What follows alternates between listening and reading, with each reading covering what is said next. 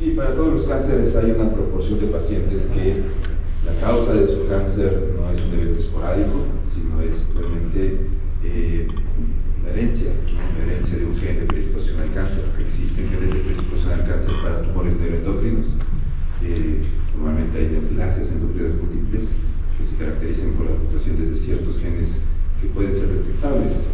La buena noticia de hoy, en el año 2025, es que la tecnología para detectar mutaciones pues es ahora actualmente muy disponible y muy accesible. Antes, siempre explico en consulta, secuenciar un gen era proyecto de un país, necesitaba hacer como años, inversión gubernamental y computadoras, ¿no? Y ahora con una cosa así como 15,000 pesos no secuenciamos un gen, sino de hecho lo hacemos en paneles, ¿no? Hasta 84 genes, y después de analizar esos genes se puede concluir este cáncer es hereditario o es un evento esporádico. Hay cierta controversia si todos los tumores neuroendocrinos deban ser estudiados con prueba genética.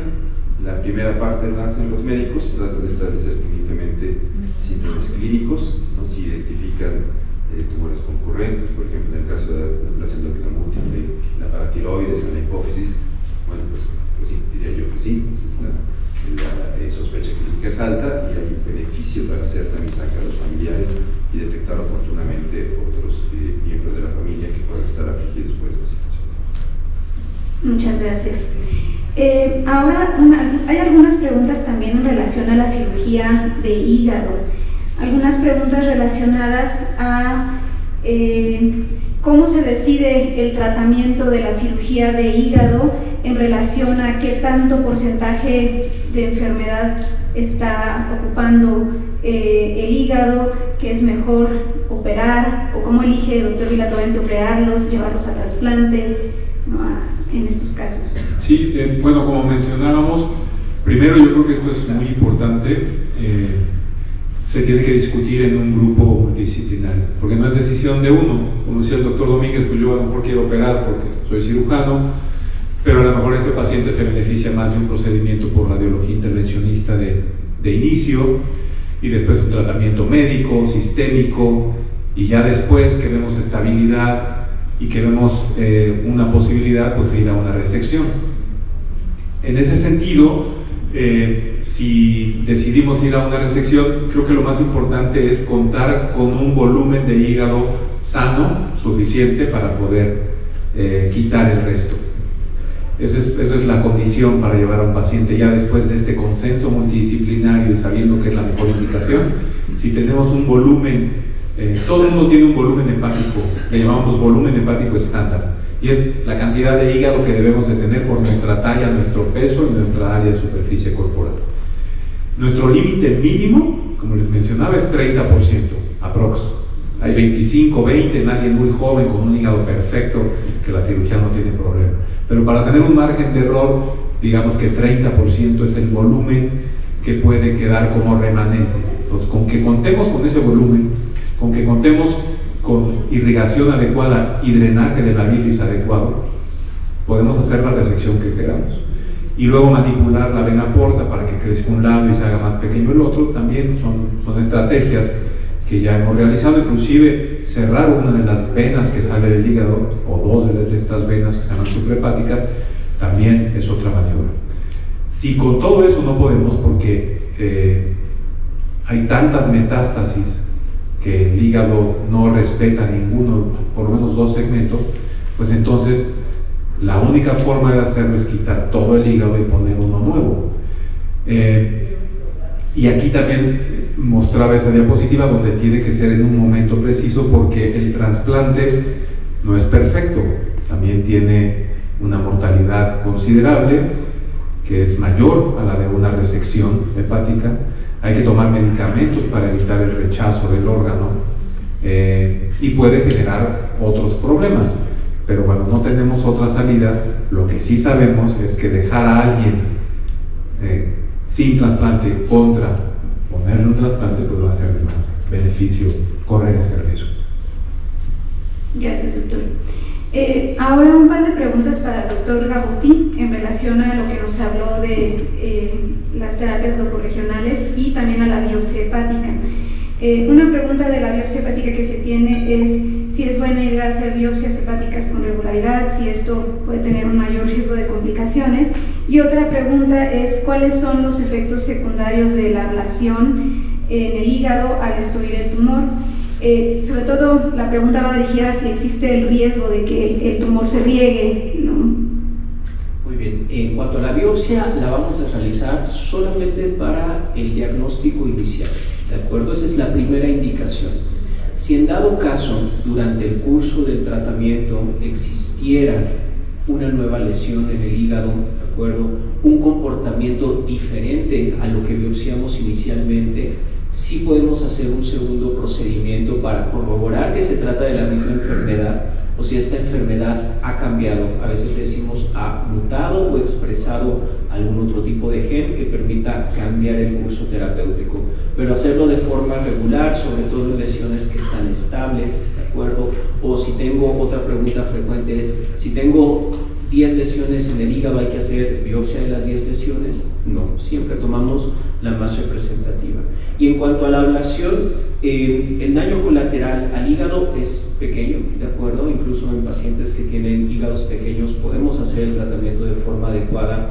El sitio donde el tumor es destruido con calor o con frío, realmente también las pequeñas células que podrían haber alrededor son destruidas y la diseminación no se da. ¿Okay?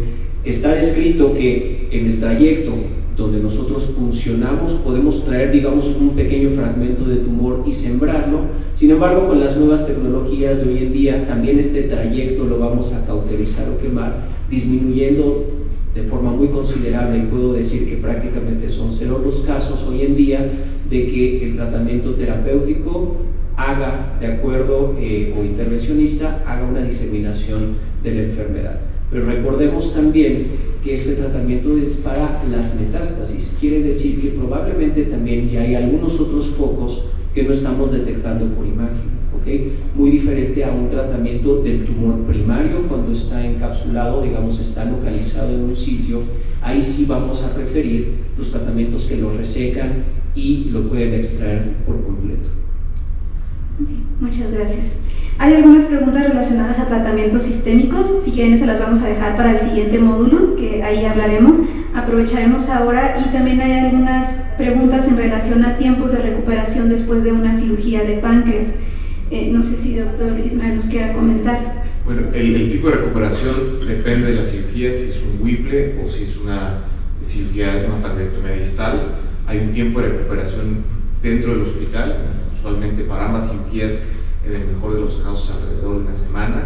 Siempre el Whipple tiene el potencial de tener una complicación, sobre todo el retardo del vaciamiento, o sea que el estómago no funcione bien, entonces no pueden comer los enfermos, y esto puede hacer que regresen al hospital y puedan estar a veces hasta 2 meses batallando con la ingesta de los alimentos. La pancreatomía distal, la verdad es que en la actualidad, abierto o laparoscópico, el tiempo de recuperación es muy rápido, y realmente para sentirse como ya del otro lado, como antes de la cirugía, en ambos procedimientos es alrededor de 2 meses. Doctor Villanueva, ¿quiere hablarnos un poco de tiempos de recuperación después de la cirugía de hígado? Sí, pues es algo similar, no hay tanto problema con el vaciamiento gástrico porque no se mete uno con el intestino, pero si se puede hacer por la laparoscopía, la verdad es que la estancia hospitalaria puede ser tan corta como 3 días, y luego la recuperación a lo mejor es un poquito más corta que con lo del páncreas, en 2-3 semanas uno puede estar bien. Si es un trasplante, ahí sí hay que hacer una incisión por debajo de las costillas más grande, y ahí la recuperación pues tiene que ver también con los medicamentos que están recibiendo, el riesgo de infecciones, y normalmente regresan a sus actividades en 2 o 3 meses. Y bueno, tal vez aprovechar tiempos de recuperación después de un tratamiento locorregional, doctor Gabuti.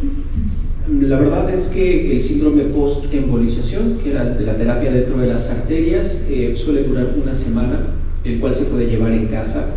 Solamente el 5% de los pacientes necesitan una estancia en el hospital más prolongada, y la ablación, si la hacemos, digamos, temprano en la mañana, en la tarde puede estar de alta. Si la hacemos en la tarde, al día siguiente en la mañana puede estar de alta y va caminando a casa, ¿de acuerdo? Entonces la recuperación es bastante pronta. Muchas gracias. También hay algunas preguntas en relación a qué tanto avanza la enfermedad de acuerdo al KI67, al grado de diferenciación tumoral. No sé si, doctor, si nos quiera comentar un poco sobre eso. Sí, la correlación es así, lo que llamamos es un marcador de proliferación celular. Básicamente lo que se hace es, el patólogo ve el mapa del tumor, por ejemplo, pensemos que cuenta 100 células y trata de interpretar cuántas de esas células tienen este marcador de proliferación celular positivo. Si son 2 células, entonces dará un marcador de 2%. Si son 10 células, dará un marcador del 10%. Si son 25 células, 30 células, dará un marcador del 30%.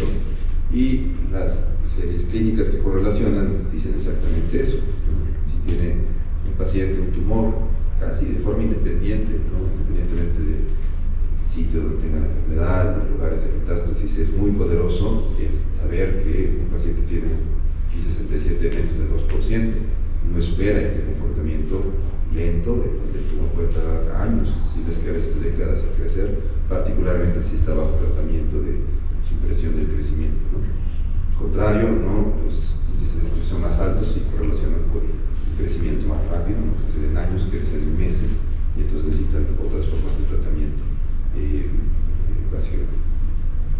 Y bueno, aprovechando que tiene el micrófono, o no sé si alguien más del panel nos quiera decir, hay una duda sobre si un tumor no funcional se puede volver funcional.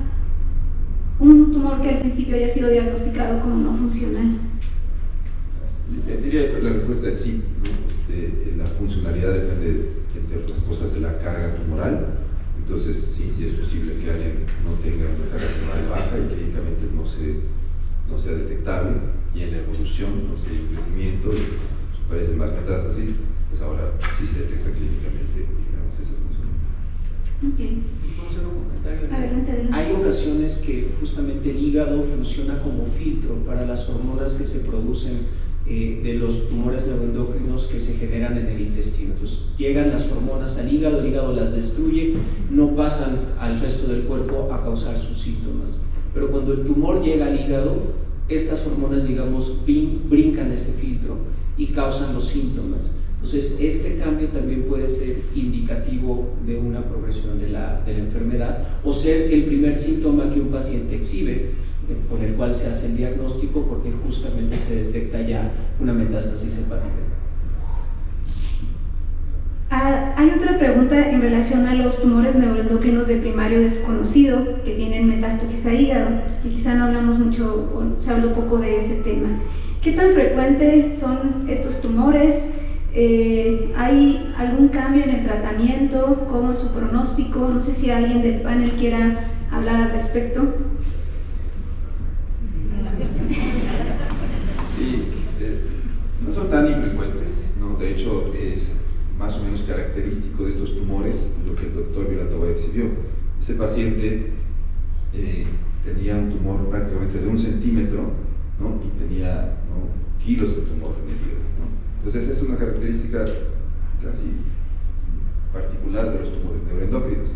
Entonces es cierto, particularmente el intestino es difícil de ver por imágenes, ¿no? Cuando uno ve la imagen del hígado es como fácil verla, pero el intestino no se ve. De hecho, una forma de buscar los tumores primarios, en los 2 casos que se presentaron a ambos cirujanos, es durante la cirugía por palpación. De hecho es una técnica, está sintiendo el intestino y aquí estaba la... A veces se hacen esfuerzos y se puede utilizar endoscópicamente el intestino, se puede revisar por endoscopía superior el esófago y el estómago, por colonoscopía el colon, pero hay metros de intestino en medio que no visualizamos y que se pueden ver por cápsula endoscópica. En realidad son muy raros los de primario desconocido. Yo creo que el problema principal es que no los palpamos, y creo que sí es una de las indicaciones casi absolutas de hacer una cirugía abierta, palpar, porque es algo que no vas a tener con la laparoscopía o con la cirugía robótica. Muchos de estos tumores primarios desconocidos se detectan tocando el intestino, y a veces son, como presentó el doctor Vilatova, del tamaño de un grano de arroz, minúsculo el tumor, y eso solo lo puedes detectar palpando cuidadosamente y sistemáticamente todo el intestino delgado. Una pregunta para la doctora Carreras. ¿Todos los pacientes deberían tener un estudio de PET? ¿Cuándo, al momento del diagnóstico, cuál es el mejor estudio de PET que deberíamos de solicitar? Gracias.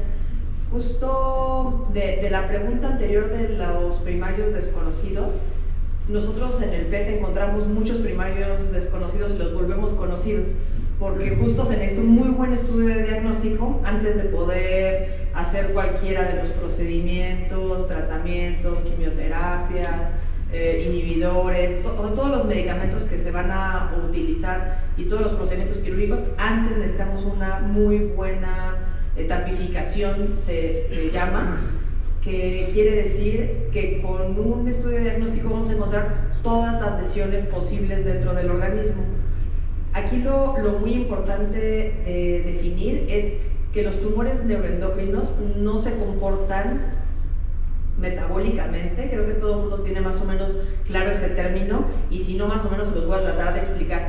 El metabolismo es cómo funcionan los tumores, qué comen, qué no comen, qué les gusta, qué les atrae, y todos estos tumores neuroendocrinos tienen una cierta afinidad por una sustancia que nosotros podemos visualizar muy bien con el PET.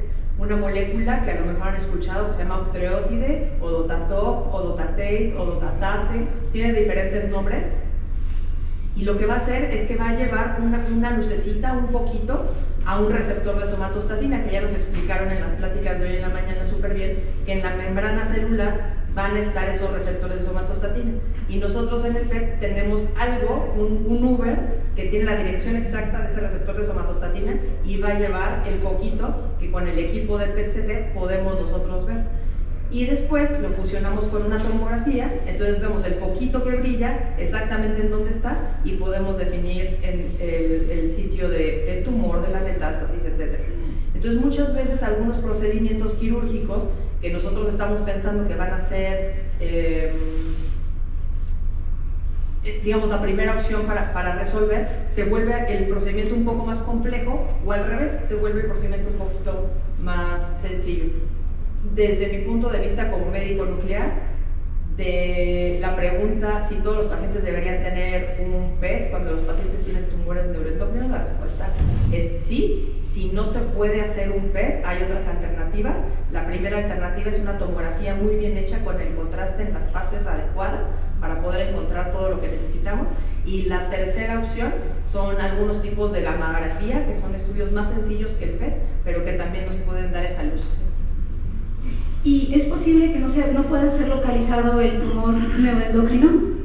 Sí, definitivo. Hay muchas razones por las cuales no lo podríamos ver. La principal es por el tamaño, y la segunda es porque, aunque sea un neuroendocrino, ya no se está comportando como tal y decide comer otra cosa, que es glucosa normalmente, y entonces nosotros hacemos un estudio con algo que busca receptores, pero este tumor ya no tiene esos receptores, tiene otros diferentes, y entonces no lo encontraríamos.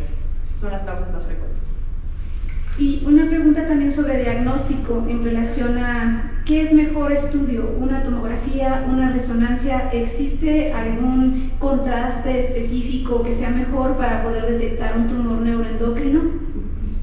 Sí, justo la gran maravilla y de lo que se trata mi plática de mañana es que afortunadamente en este país y en prácticamente todo el mundo ya no existe ningún estudio que se llame PET. Todos los estudios se llaman PET-CT o PET-MR. ¿Qué quiere decir? Que siempre el PET va unido con una tomografía o siempre va a ir unido con una resonancia magnética. ¿Por qué? Porque yo puedo ver lucecitas por todos lados, y todos los que se han hecho un PET lo han visto, y se ven muchas cosas que brillan y son muy significativas y es muy claro. Pero si nosotros no podemos ponerle la ubicación exacta a esa lesión o a esa zona que brilla, no nos va a servir de nada. Podríamos confundir un ganglio con una lesión hepática, por ejemplo, una lesión hepática con una lesión pulmonar, porque como hay movimiento se puede confundir. Entonces siempre hay que hacerlo con un muy buen estudio de tomografía, y justo estoy buscando muy intencionadamente estos estudios comparativos que eran muy de moda por el 2015, en donde decían la sensibilidad de la tomografía contra la sensibilidad del PET, y ya no hay, desde 2016-17 esos estudios se dejaron de hacer porque ahora ya se habla como PET-CT, como un conjunto y ya no por separado. Muchas gracias. Ahora, también nos preguntan, se ha hablado mucho sobre la resección del tumor primario del páncreas, las metástasis hepáticas, pero ¿hay algo que se pueda hacer con las metástasis en el mesenterio?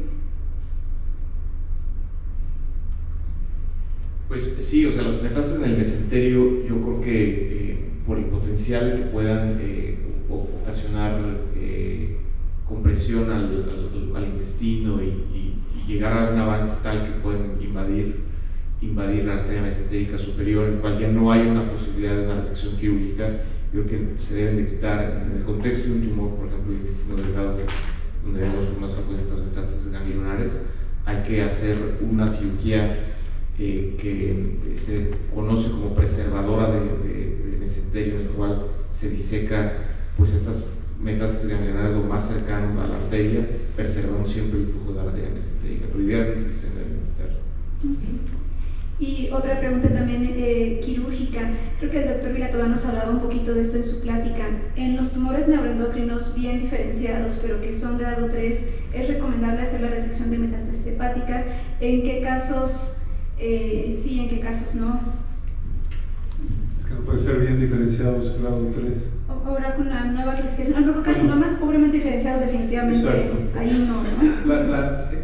Tendríamos que ver si es pobremente diferenciado, ¿no? Es como que la contraindicación. Si es grado 1, grado 2 o está bien diferenciado, moderadamente diferenciado, pues entonces yo pensaría que sí tiene un papel la cirugía.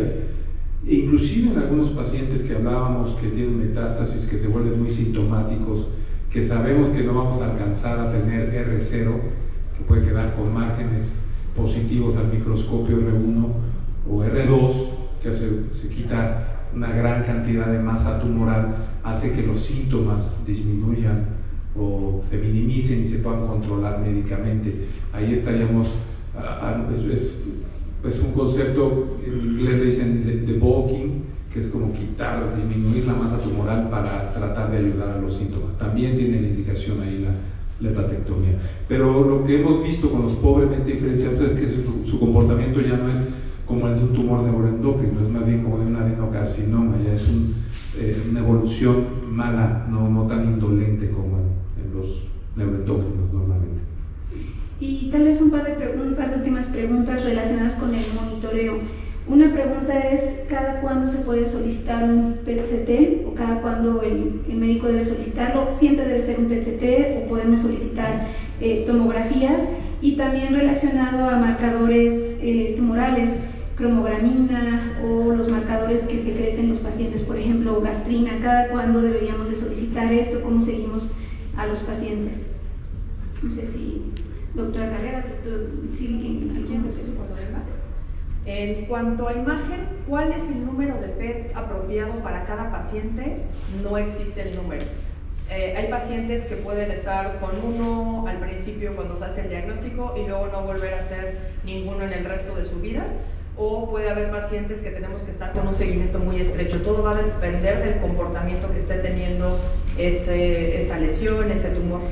Y algo relevante en el tema PET que me parece muy bien la persona que haya hecho esa pregunta, no siempre se tiene que seguir todo con PET. Hay muchas otras alternativas, hay muchos otros estudios. Entonces lo primero que tenemos que hacer nosotros como médicos es hacernos muy bien la pregunta: ¿qué es lo que quiero saber en este caso en concreto? ¿Y qué pregunta quiero responder? ¿Y qué respuesta quiero obtener? Porque muchas veces, si nos hacemos la pregunta incorrecta, vamos a mandar también el estudio incorrecto y lo único que hace es confundirnos. Entonces, si yo lo único que quiero saber es si el tumor disminuyó de tamaño, esa es mi pregunta clínica, lo mejor es hacer una resonancia o una tomografía. Pero si yo quiero saber el contexto general de la enfermedad, si hay metástasis a distancia, si hay otras cosas que probablemente se me están saliendo de las manos o que no tengo en el campo de visión, entonces ahí es indicado hacer un PET. En el seguimiento, el doctor de los marcadores tumorales. De los marcadores, gastrina, cromogranina. Hay cierta controversia universidad, exactamente, porque comúnmente los tratamientos tienen una evaluación multiparamétrica, quiere decir que el oncólogo no nada más ve PET o tomografía, sino ve el paciente, ve sus síntomas y a veces si se elevan marcadores tumorales o si se detectan hormonas en la sangre podrían ayudar, ¿no?, como un parámetro más para decidir si el tratamiento está funcionando o no. No es tan sencillo, tan fácil cambiar tratamientos solo por marcadores, entonces tiene una utilidad más o menos limitada. Si al final del día no se traduce en un movimiento en el tamaño de una lesión, a veces se tiende a conseguir el mismo tratamiento hasta que haya definitivamente una evidencia de progresión, que es la indicación de cambio de tratamiento. Pero cuando se miden, bueno, se miden en los tiempos de la imagen, ¿no? Entonces se trata de esta correlación multiparamétrica. Estamos viendo ahorita el tiempo de la tomografía, hacemos tomografía, vemos al paciente, vemos sus marcadores tumorales y damos un dictamen. Está funcionando el tratamiento, entonces estable, continuamos. Bueno, por ahora es tiempo de detener en las preguntas. Tendremos otros 20 minutos de preguntas y respuestas. Vamos a abordar todas las que nos hace falta hacer. Los invitamos por favor a que pasen al lunch. Si por favor pueden salir por esta puerta, la puerta de su derecha. Y nos vemos a